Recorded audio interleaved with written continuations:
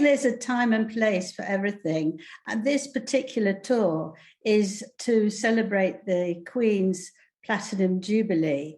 She has loved the Commonwealth ever since she became Queen. It's a very long time, 70 years.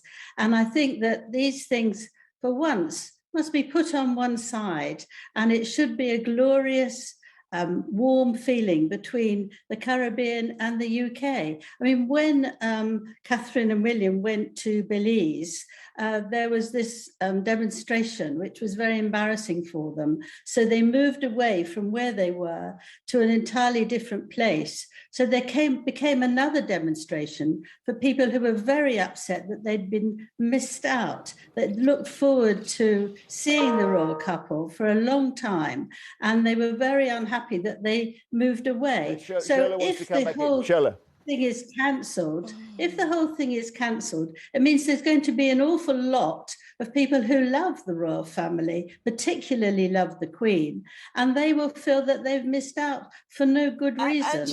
Angela, are you not embarrassed?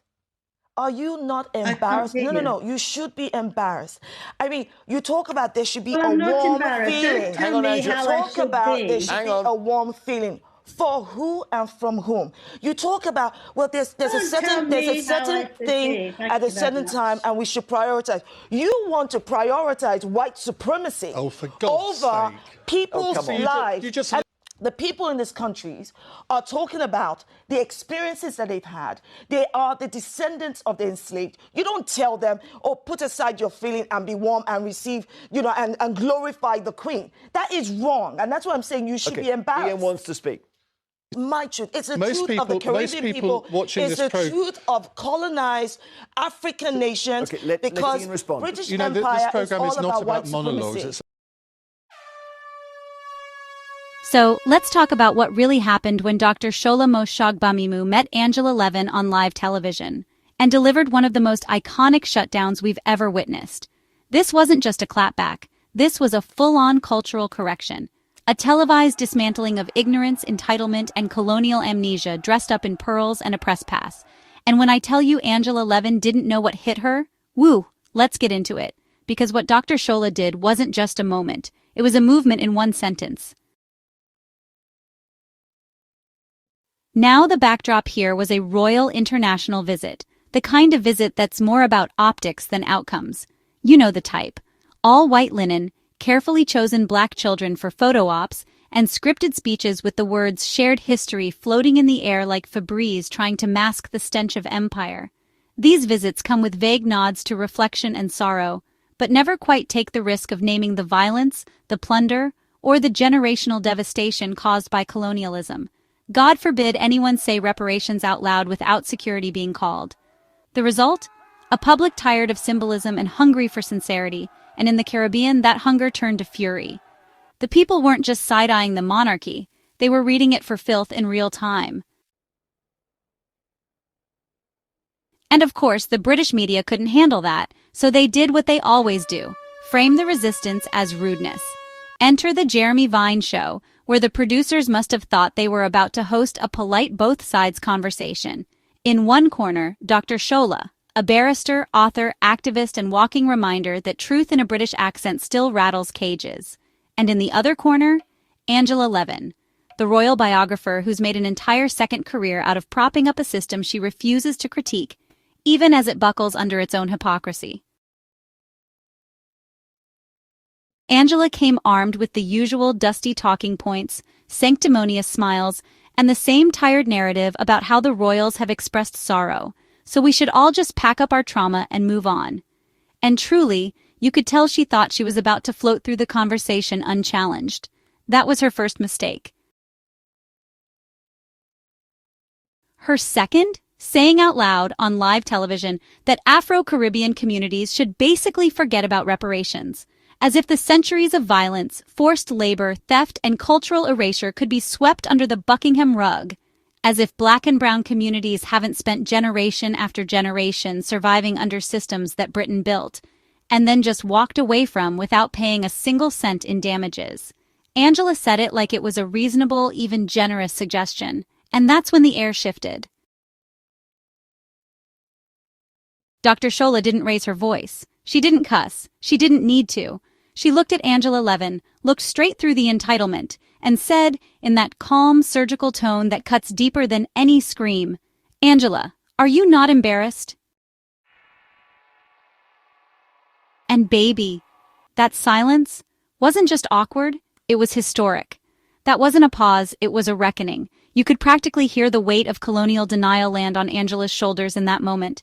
It wasn't a question, it was an indictment. It was the kind of line that echoes in boardrooms, echoes in palaces, echoes through the minds of everyone who's ever tried to brush injustice under the royal carpet. Let's really sit with what made that moment so powerful. Because, that question wasn't just directed at Angela. It was aimed at every establishment mouthpiece who uses a smile and a British accent to downplay historical atrocities.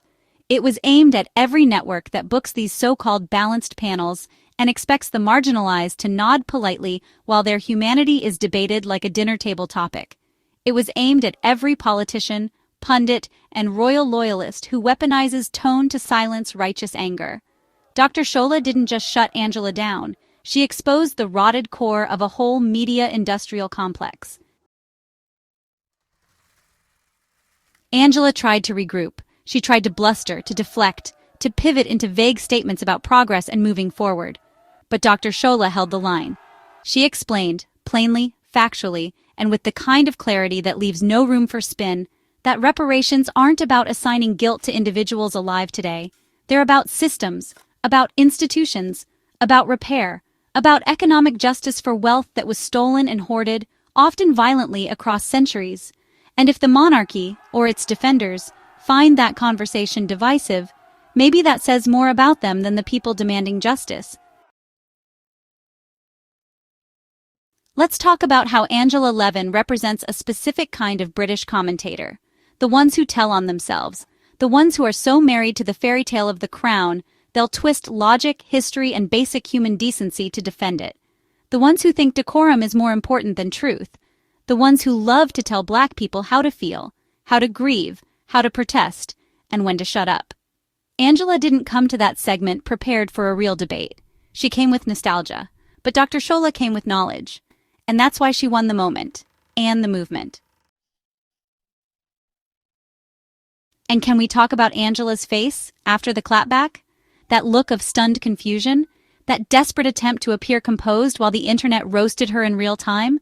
It was the face of a woman realizing the old playbook no longer works.